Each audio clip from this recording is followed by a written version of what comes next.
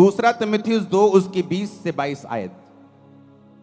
उसमें लिखा है, बड़े घर में ना तो केवल सोने चांदी के पर काठ और मिट्टी के बर्तन भी होते हैं, कोई कोई आदर कोई कोई अनादर के लिए। यदि कोई अपने आप को इनसे शुद्ध करेगा तो आदर का बर्तन और पवित्र ठहरेगा और स्वामी के काम आएगा और हर एक भले काम के लिए तैयार होगा।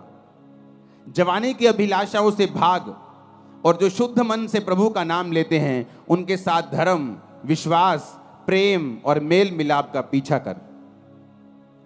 परमेश्वर ने कहा, बड़े घर में सिर्फ सोने और चांदी के ही नहीं, काठ और मिट्टी के बर्तन भी होते हैं। अब आपके घर में बहुत से बर्तन हैं। एक आपके घर में गिलास है, आपकी रसोई घर में, जिससे आप पानी पीते हैं। प्लेट पड़ी है जिससे आप खाना खाते हैं। एक बाल्टी ऐसी पड़ी होगी, वाटर कूलर पड़ा होगा जहां आप पानी स्टोर करके रखते हैं, उससे पानी पीते हैं। और एक कहीं नुक्कड़ में रसोई घर में एक कूड़ेदान का बर्तन भी पड़ा होगा, जहां हर तरह का कूड़ा, खराब वस्तु, खराब खाना, बिगड़ा हुआ खाना आप उस कूड़ेदान में डालते हैं। वचन क्या कहता है कि वो कूड़ेदान का जो बर्तन है वो भी उसी घर का है, और जो आदर का बर्तन है जो स्वामी के मुंह से लगता है वो भी उसी घर का बर्तन है। तो परमेश्वर ने कहा कि लोग है तो मेरे विश्वासी, है तो मेरे बच्चे, है तो मेरे ही घर के बर्तन, पर कोई तो आदर का बर्तन है और कोई निरादर का बर्तन है। और लिखा, जो कोई अपने आप को इनसे शुद्ध करेगा। किन से?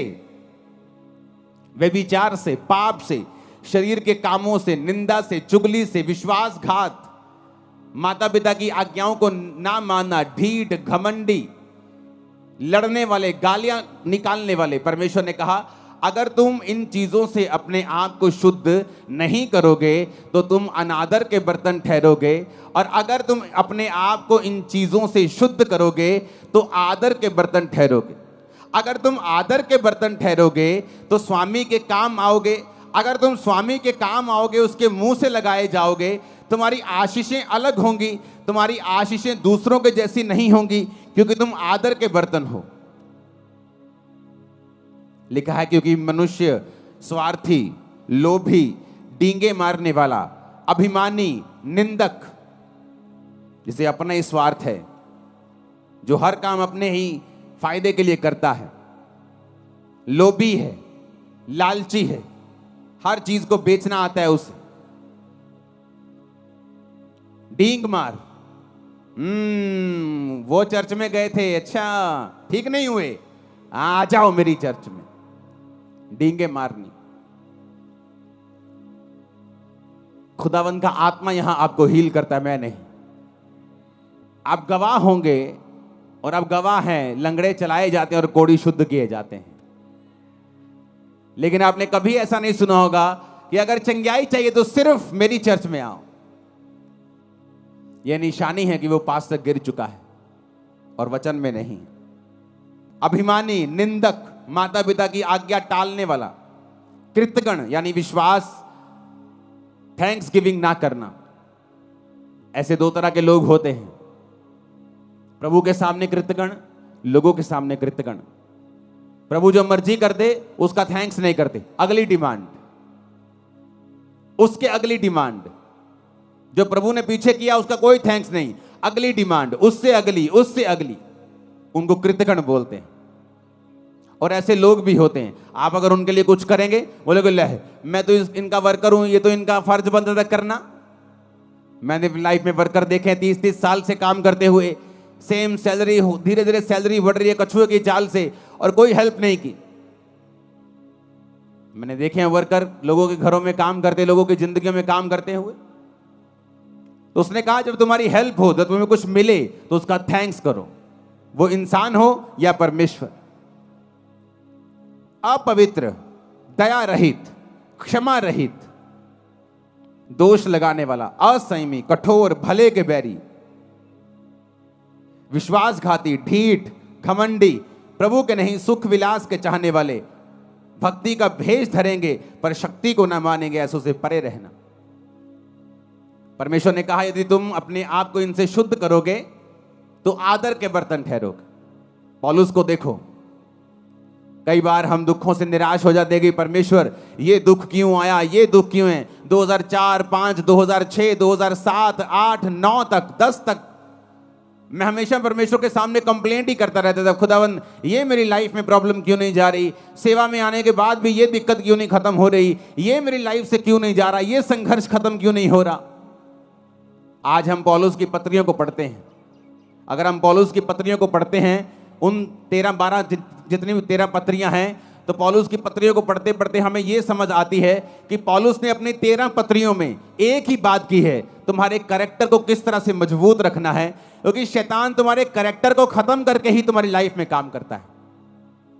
और पौलुस ने कहां से ये पत्रियां लिखी हैं? जेल में से। जेल कैसे गया? सुसमाचार के लिए, अपने पाप के लिए जेल नहीं गया। वो लोग अपने पापों के लिए जेल जाते और बोलते कि मैं प्रभु के लिए जा रहा हूं, लेकिन बाइबल कहती है वो खुदावंद के कामों के लिए, लोग उससे जेलसी करते थे, वो जेल में गया। जेल में गया तो एक आम इंसान सोच सकता है कि अगर ये परमेश्वर का दास है तो फिर जेल में क्यों गया, फिर प्रभु इसको बाहर क्यों नहीं निकालता। लेकिन वचन में क्या लिखा है? वचन में लिखा है कि जब वो जेल में गया तो वो सारी पत्रियां उसने जेल के अंदर से लिखी।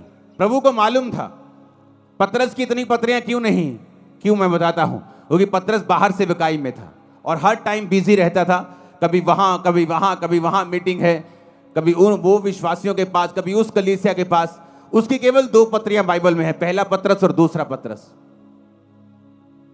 अब जब सेवकाई में कोई तो चाहिए जो इस लेवल का हो, जो पतरस के लेवल का हो, जो यूहन्ना के, याकूब के लेवल का हो, उसी की पत्रियां काम आएंगी।